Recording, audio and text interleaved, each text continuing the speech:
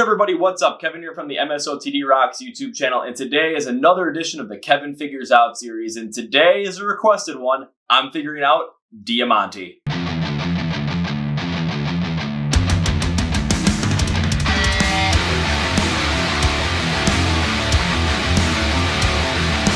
Before we get started though, please follow MSOTD Rocks on places like Facebook, Twitter, and Instagram. You will get the 30-second Song of the Day feature on that platform. It is a new song every single day from an emerging band in the scene or one of the heavy hitters in rock and metal as well. So you get a taste of what's to come and you can expand your musical horizons. We also post anytime anything gets released on those platforms and ask you so many different questions so we can connect with you in any way we can. On Instagram as well, we have our IGTV video series, which is a behind-the-scenes look at what's going on here at MSOTD Rocks and what we're thinking about, what's coming up, and whatever comes to our mind. And on Instagram as well, every Wednesday night at 9 p.m. Central, we go live. It is a live stream event where you can come, hang out with us for an hour, just ask us whatever you want, any question, talk with us. It is fantastic. Please also subscribe to this YouTube channel because not only do you get the rest of the Kevin Figures Out series, but you also get videos like the 2020 Year Ends Awards, which just wrapped up. Album reviews, which we have a lot coming up in February and March, and any past ones that we've done. Our reviews about emerging bands in the scene today and any other top 10 lists that we can come up with. You can find them all here on YouTube, and on YouTube as well. This is where the Chord Progression podcast resides. Yes, it is our very own podcast. We're interviewing all the emerging and upcoming rock and metal bands in the scene today, and we are expanding our reach even more to get even some more of the heavy hitters, but we will still always be interviewing the emerging bands in the scene today because you want to know what's coming next, right? It is an unconventional style podcast where we just talk to the bands about their music, about whatever comes to mind, and it is always fun. So you can watch the episodes here on YouTube, or you can subscribe on Spotify, Apple Podcasts, Google Play, or iHeart Radio. Links in the description below for everything, so like, share, subscribe, tell your friends. Now let's go! So a bit of background before we get started, and why did I pick Diamante? Well, taking a look back at the other Kevin Figures Out videos that I've done for bands in the scene today, there have been a number of them that I've done with female-fronted bands like Baby Metal, Poppy, and Ginger, and one thing I like about doing with these is the fact that most of the time with rock and metal, you get a lot of male-fronted bands, male singers as well, and that's what I technically gravitate towards. However, this is allowing me to check out some more of the female-fronted bands in the scene that I'm not really that well versed in, and I can check out and see if I like them. Baby Metal was an yes, Ginger was an obvious yes, and Poppy, I was like, not necessarily big on yet, but I like the trajectory that she's on in terms of what I like, so I'm going to keep an eye out on that one. And when I saw that Diamante could be another potential one for me to like, I thought, you know what, let's give it a shot, let's see what happens. I'm always curious to try. Plus, my buddy Lance also really wanted me to do this one, so Lance, this is for you. And she did a cover of Iris by the Goo Goo Dolls with Breaking Benjamin. I'm a big Breaking Benjamin fan, so I saw that pop up, and I'm like, you know what, I like this. Let's give it a shot. So what will I be taking a look at when it comes to figuring out Diamante? Three things. First is obviously the music. I'm going to take a listen to her music, take a listen to her debut album Coming in Hot, and the 6 singles that have been released since that album, so from 2019 to 2020. I'm going to take a look, try and figure out the sound, try and figure out the music, and see if I like it or not. Then I'm going to take a look at her image and her gimmick. What I mean by that is I'm going to take a look at how she presents herself, how she looks, and how she acts on stage to see if it's something that I really can connect with and what I like. When I say gimmick, think like Ice Nine Kills with their whole entire horror gimmick, which I'm absolutely a huge fan of. See the poster? So yeah, that makes sense. And then also I'm going to take a look at the community of fans. I'm going to take a look at how the fans interact with each other, how the fans interact with Diamante, how Diamante interacts with the fans, and see if it's something that I can really get behind and really get to become a part of. And then after that, I'll give you my final verdict. So let's go on to it, shall we? Starting out with the music, like I said, I am focusing on Diamante's only album out right now, which is called Coming in Hot, which came out in 2018, and the 6 singles that were released from 2019 and 2020. So a smaller pool than what I'm used to seeing on these, but you know what? We're going to give it a shot. Let's get the old headphones out here. Ooh, want to make sure that these chords are right. And let's go.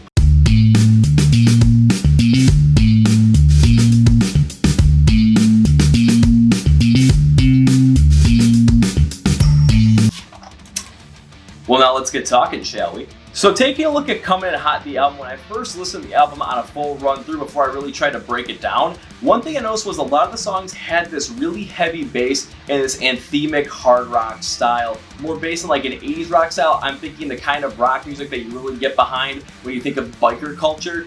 And I was thinking about, like, you know what, this seems like this is definitely where her bass is gonna come in. Something very similar to what the Pretty Reckless would do, especially going into their album Death by Rock and Roll coming out in February. And taking a listen to Diamante's vocals, this is something that really stands out to me because she does have a vocal set with a rougher, a little bit grittier, scratchier sound. Not super duper rough and gritty, but like just a little bit there that isn't perfectly polished, that isn't perfectly clean. So it really does fit well with a rock and metal sense. Very similar to what Taylor Momsen of the Pretty Reckless has. However, Diamante has a little bit more of an expansive vocal range as well, because in some of the choruses, when she really goes with a much more powerful vocal sound, it takes a little bit of that raspiness, but it has a power that reminds me a lot of New Year's Day's Ash Costello.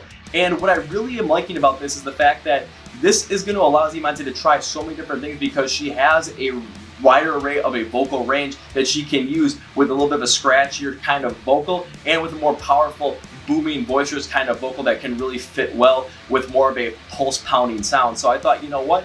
I'm really curious to see what happens with this, so let's dive in deeper to see how that vocal set really mixes in with the musical stylings on Coming In Hot. When it came to mixing her sound on these songs, one thing I noticed was that, again, like I said right beforehand, the heavy reliance on that anthemic hard rock style was there. And don't get me wrong, if this is going to be Diamante's bass sound, this is something that completely makes sense to me, because her vocals range, and especially with that little bit more raspy vocal sound, it fits so well in with that anthemic hard rock sound that this makes total sense. However, I do want to stress this, and it can be very tough to really break out that if on your debut you stick so heavily within that bass sound that you kind of pigeonhole yourself in. At times it felt like this easily could have pigeonholed her, and let me tell you why I think that, just because when I go through some song examples, you might start to see what I mean by the potential to pigeonhole this sound. So going through the album, take a look at the lead single Coming In Hot, which really has that just classic anthemic hard rock feel to it. And coming on the first song, don't get me wrong, I did enjoy this, because I thought, you know what? This is really creating this heavy pulse pounding sound that's just coming right in your face, and it's a great way to start this album. Then go to Sound of Us, where, like, the verses, listening to them, they kind of have this feel of like a more in-your-face Rage Against the Machine feel, which I do like that experimentation, but then the heavy bass on the chorus really is more than that anthemic hard rock sound, which I thought, you know what? Ooh, boy. Then going into a song like Had Enough, you get more of this country rock vibe to it, which I'm still liking a little bit because it's a little bit different, but they still stick so heavily with that anthemic rock sound that now a lot of these songs are starting to become a little bit run together. And then when you get to Fight Like a Girl or f.l.a.g, you get the very similar thing here as well. And I do like Diamante's vocal range on this a lot more, especially with the vocals being more of that Ash Costello powerful booming sound. But again, the heavy bass and the anthemic hard rock style is making a lot of these run together, and those are the first 4 songs on the album. Songs like Bulletproof and Definitely Not in Love have the same feel as well, so this can pigeonhole her in a little way. However, on Coming In Hot, are there songs that have less of that hard rock anthemic bass and mix a little bit more in there? Yes. And are there some that I like and not like? Absolutely. Take a look at the ones that I like. I'm Sorry is probably the best example, is because the anthemic style in this one is more minimalistic as a harpsichord intro. This into more of like the hard rock ballad style and mixes the two together, much like 25 by the Pretty Reckless does, which their album coming out on February 12th. Gotta add that in there, so if you guys haven't checked that out, yeah, go do that.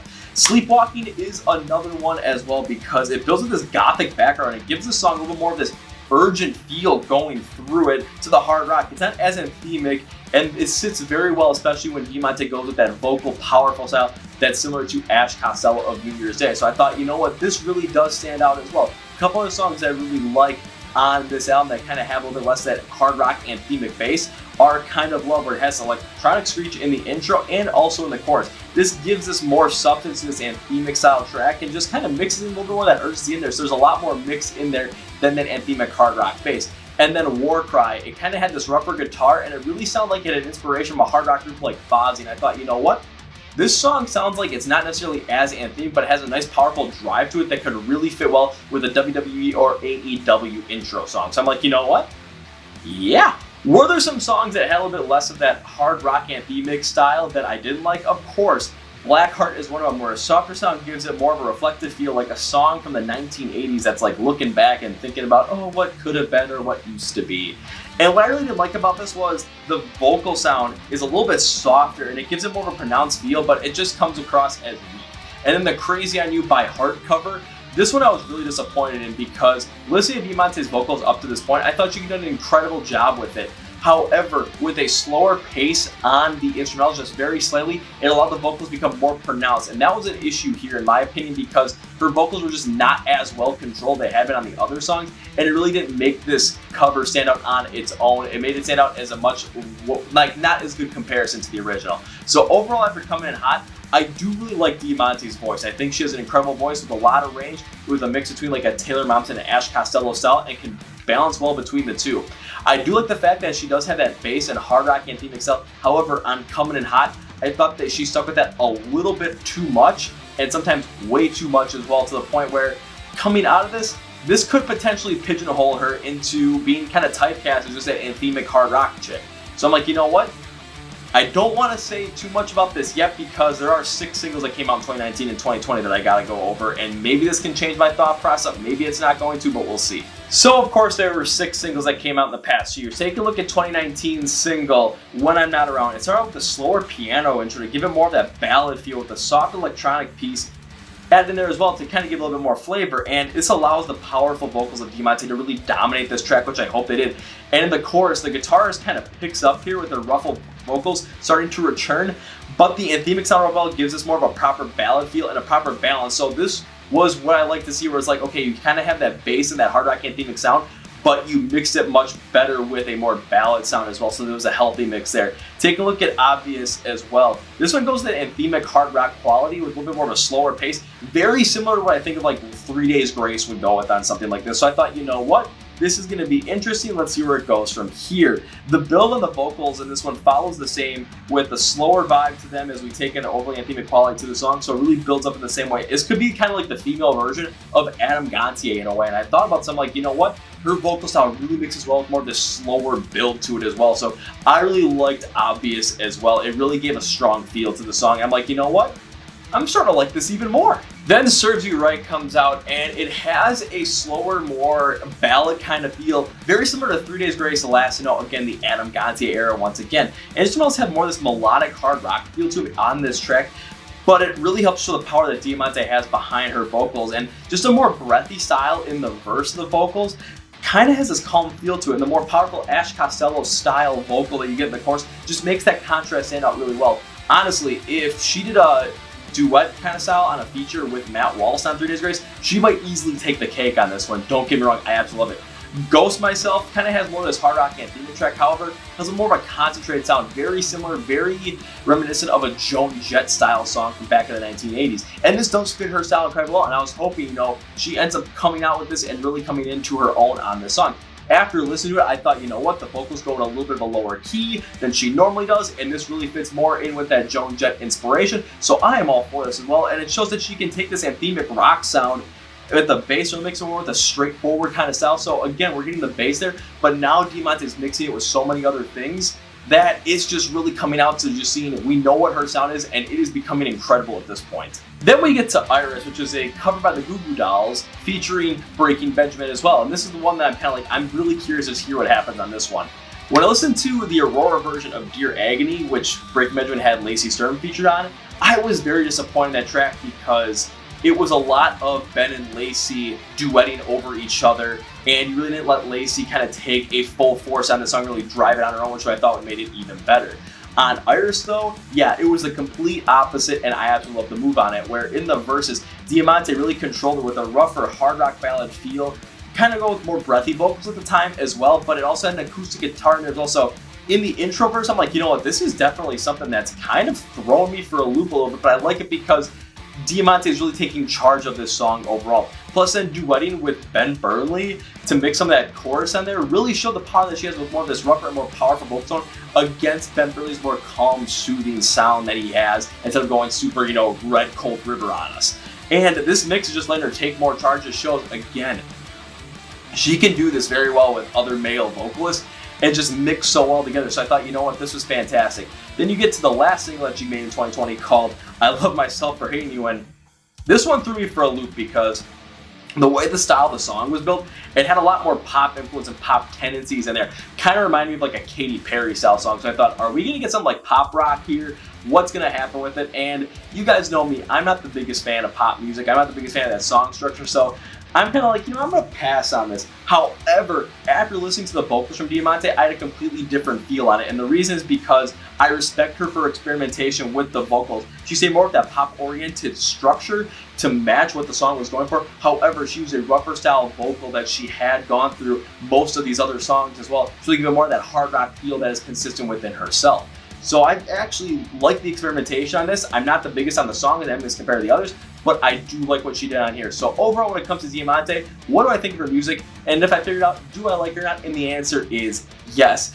Over time, especially if you're hearing the singles, I found that she had that hard rock anthemic bass in there. And with the singles that came out in 2019 and 2020, she showed that she can go and do so many more things with them using that as her bass. Plus, her vocals allow her to do so much more with a scratchier kind of tone as well that isn't necessarily perfectly polished, but then also has a powerful, more boisterous tone, again, mixing like Taylor Momsen and Ash Costello into one on this. So overall, when it comes to Diamante's music, do I like it? And am I excited for a potential new album to come out in 2021 and to review it? Yeah. So now it's time to go to the image and gimmick section of this. And what I mean by image and gimmick is how her persona, how her look, and how her vibe really connects within the music as well, and see if it's something I can get together with or not in terms of just really enjoying and really immersing myself in. And the first thing I notice is, of course, the blue hair. Yes, Diamante has this incredibly voluminous blue hair that you're going to notice every single time you watch a music video or a live video or see any kind of social media post since, ever since Coming in Hot came out in 2018. You take a look at the EP that she released initially, yes, there's a video that has a music video attached with that her having blonde hair. However, the blue hair definitely is becoming her calling card. And take a look at other women in rock and metal that have had a blue hairstyle. The only one I can really think of is the time in 2019 when Lacey Sturm was on the road filling in for Jen Ledger with Skill, when she had a little bit of a blue-ish tint to her hair. And then in 2020 with her on the Dear Agony song with Breaking Benjamin, where she was definitely much more blue hair. However, Diamante has always had that consistently since her career really began to take off. And taking a look at other women in rock and metal that have had that, yes, there's always going to be a consistent connection there when you think about it. Take a look at Corey Cooper of Skillet with the purple hair, and just with her work ethic as well, especially working on the set of Skillet, yeah, it's something going to come out as well. Jen Ledger having more of this like light purple but also gray tint to her hair now as well, ever since Victorious came out in 2019. Yeah, just knowing that and having that consistent connection there and hearing how her smoother, softer vocal set really contrasts well against John Cooper's gritty and gruff style, yeah, it absolutely works. And of course, the top one for this is definitely Ash Costello of New Year's Day with the half head look, which is most part half red, half black, recently half blonde, half black. But when you take a look at Diamante, again, that blue thing really does stick out. And when I take a look at it, I actually do like this because it gives her her own image. It gives her own personality. It gives her own just calling card like all these other women had. And it really does work because it also then speaks to her own brand of music. And then you see little girls with blue hair out there that really like Diamante. You know they're taking inspiration from her, and it's absolutely incredible. I saw this with Ash Costello with the half heads. I can see this happening with Diamante as well. And with the connection with the music that it has, I'm all for it. Second thing I take a look at is how she has her appearance looking in these music videos, because that's definitely going to play a part in the overall image outside of the hair to kind of connect with that rock and metal vibe. And taking a look at it, first thing I noticed was clothes-wise, almost all black everything. What I mean by that is you take a look at the style and the sound of the music, again, that heavy anthemic hard rock bass, and black coloring and clothing, whether it's pants, jackets, whatever it might be, it absolutely fits the style. So this makes total sense. Take a look at a couple music videos. Take a look at the video first for The Haunted, and you see this black leather jacket she's wearing throughout the whole entire thing. This just adds to that rocker image. It's a staple of the sound. Ghost Myself sees the leather jacket come back again, but with a very studded style this time. Now, I absolutely love this because it keeps up that more punky vibe to it with a hard rock style. Again, the connection with Joan Jett on the song reigns heavy, and I absolutely am all for it. Sleepwalking sees more of this like nightgown, which then again plays in well with the song title, but the nightgown is completely black throughout the whole entire thing, and again it plays into that rock and heavy rock, hard rock, anthemic style theme as well with the black coloring. Then you get to Coming in Hot, you see more of a different style with a mix on the wardrobe. However, the leather jacket is still a huge piece of it, and whether it's a black or a gray leather jacket. Again, it's a staple and you really get that heavy hard rock feel to it overall as well. So when it comes to the way that she appears, overall, yeah, she absolutely nails that rock image. So this is definitely a win here. But what about live? So when it comes to Diamante Live, of course, I had to go to YouTube videos for this because it's early 2021. We've gone almost 10 months without live shows thanks to this freaking pandemic. But taking a look at this, what I saw was something that I absolutely expected. Now, of course, you guys know me. I love going to punk rock, metalcore shows, anything that's going to have high energy, anything that's going to have a mosh pit, anything that we're going to go absolutely crazy at. However, I do like a lot of hard rock, so I understand those shows as well. Watching Diamante on stage doesn't necessarily have that full-on like go crazy presence, but has a perfect rock star kind of persona on stage. The movements are smooth, but also they have this more commanding, confident presence as well. And you need that to be a front person for rock and metal, whether you're a man or a woman, to really command the audience, really drive that heavy rock feel. And Diamante absolutely has that going forward when I watch the live video. So overall, when it comes down to it with the image and gimmick, do I like what Diamante has going for it, and can I really get behind it? And the answer is absolutely yes. Really has that full-on hard rock persona, not only with how she performs on stage, but also with how she appears in all these different videos. But the biggest calling card is the blue hair. It is her own unique piece, very similar to the half-head Ash Costello style, or what else I saw with the girls from Skillet. And my God, you know what? This makes total sense. It really brings her out in the forefront, and I'm all for it. Now to take a look at the community of fans, and of course when I look at the community of fans, I have to go to social media for this because pandemic style, can't go out and talk to a lot of these live fans due to the fact that I'm not going to these shows. So taking a look at the time of recording this, Diamante had just under 140,000 likes on Facebook, just over 28,000 follows on Twitter, and just over 100,000 followers on Instagram. And when I looked between all the platforms, I saw some similarities and differences. First, I'm going to speak on the similarities because one thing I saw is there was a lot of times where the posts between Facebook, Twitter, and Instagram were very similar, not only within the pictures that were posted, but also within the descriptions as well. And this is something I've never been a big fan of because each platform has its own different feel. It has its own different style as well. And if you're going to do something that's going to be curated for Facebook and then do the same thing on Twitter and Instagram, it's not going to work nearly as effectively. However, this isn't always the case where each has its own little bit of intricacies and a little bit of its own identity. However, there are some similarities that will still reign supreme. Now let's take a look at a little bit of the differences on those, see how the fans interact with Diamante, see how Diamante interacts with the fans, and we'll go from there. So when it comes to Facebook, I'm seeing a lot more bigger posts like rescheduled live streams, potential developments on the latest album, just, you know, Merry Christmas, warm tidings, we're missing you, all that kind of stuff. And of course, I do expect that as well. But when I took a look at the comments, there were two types of comments that I saw. One were questions. It was, oh, if I'm not available to come to live stream anymore because of the change of date, can I get a refund? Or can I upgrade my package? Or stuff like, when is the next album coming out? What's going on here? And again, I do understand that people are gonna ask questions. But what else happened was when I took a look at the other comments as well from the fans, it was all positive and just not like overly like gushing, like super duper hardcore fan stuff, but just positive things where Diamante would post something like, oh, we've been missing you all in 2020, and people post pictures of them with the band saying, you know, we're missing you guys, and just like remembering all this good stuff. So there's definitely a connection there. There's definitely a positive thing there. And then my favorite one was when she posted a tweet on her Facebook page, a screenshot of it saying, you know, the album is done without a record label. A lot of people were talking very highly like, yeah, you don't need a record label to put out a great album anymore. And no, you absolutely don't. I totally agree with them. However, how much control these labels have over quality music right now, it's going to continue to diminish with the age of the internet and post-pandemic. We'll see how much longer that takes and see what kind of effectiveness that takes, but then again, that remains to be seen. But with Facebook, saw a lot of positivity and just questions and comments, so a good base right there. Now let's go to Twitter. When I looked at Twitter though, again, a lot of the responses I saw from fans on her tweets were very similar to what I saw on Facebook, either questions or just high positivity. But the one thing I saw on Twitter, and it really makes sense why she doesn't have as many followers on Twitter as she does Instagram or Facebook, is because of the lack of interaction that goes on there, where of course I took a look at the tweets and reply section, and when it came to replies from Diamante herself, yeah, there were really no replies to any fans or really anything there. It was mostly just her tweets and that was it. Now, she doesn't necessarily have that aura that Bay Metal has around them, where they kind of have to have that idol feature to them, where they have to just be, you know, more reserved with their fans.